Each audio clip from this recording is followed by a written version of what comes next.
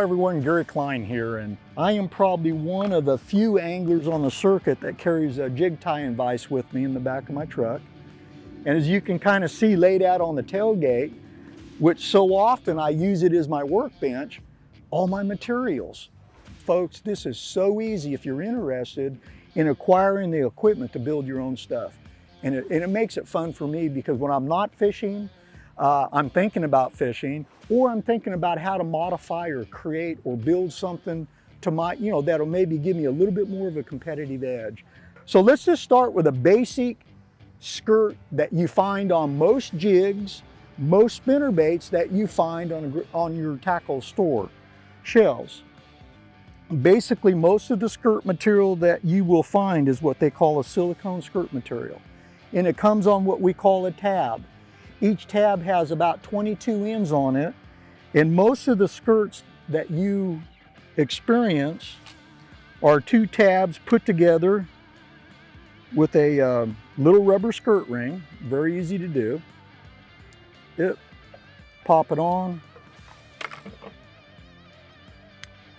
clip the ends, and now you have your standard skirt.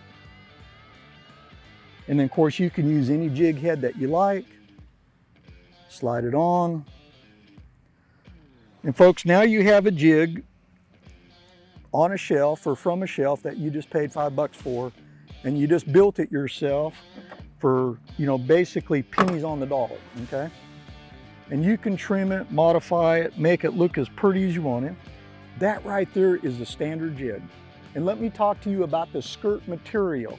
This material, the longer it is, the slower it reacts in the water. The shorter the material is, the quicker it reacts, the more boing that it has. So all I'm doing is taking and mimicking maybe current conditions, warm water temperatures or real cold water temperatures.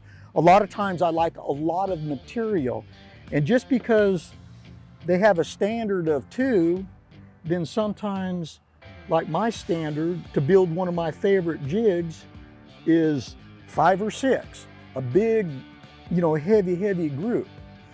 But when I start using a lot of material, it just kind of takes away this tool. So most of the time when I'm building skirts, I use my vise with any jig head that I want to use. And the line or the string that I use to tie with is my old braid. So folks, whenever I take my braid off of a reel and I'm putting new braid on, I always put it on spools because that's what I use to tie jigs with. But what I'm going to do is I'm going to tie a jig for you just to kind of show you what I was talking about. And I'm going to tie this jig real short just to show you something that you've probably never seen before. And it's one of my favorite ways of fishing a football head jig. Now I'm going to take a whole bunch of material here, which is kind of out of the ordinary, and you can actually tie 2 jigs out of that. I'm going to try to show you how to tie it real quick. I'm going to use my braid. And folks, there's a lot of different techniques of tying. Once you do it, you'll figure out how easy it is and you'll develop your own style. Okay, if you notice, I'm going to tie this material real short, but because of the thread, I have the tendency, I can really pull it down, but now I got to make sure it's even. Tie it loose around the head with my fingers, and then I cinch it. Okay, after I got it on the jig, a couple half hitches.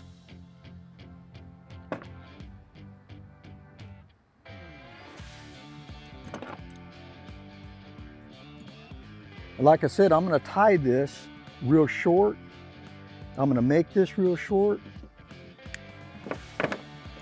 Now, you see what I mean by a lot of bounce in a jig head or skirt material? It's just real springy, so it moves real fast. And folks, this right here is on a 3/4 ounce football head. You can put a little crawdad on it or any type of a little bait. But it's one of my favorite ties, but it's not with standard material. You can put I just put a weed guard in there and glue it. Things that work for me as an angler, where I'm competitive and I know I'm going to be in an area with 3 or 4 other boats, I don't want to fish the same black blue jig that they're fishing. I want something a little bit different. And when I personally hand tie it, build it for myself, it's almost like I fish it better. I have more confidence in it. And if you're interested on some of this material and stuff, there's a lot of places that you can go and get information that'll show you how to do all that. Of course, you can go to fishboss.com, you can go to majorleaguefishing.com. There's a lot of how-to articles on building. And like I said, it's a cool world. I've been doing it for quite a few years.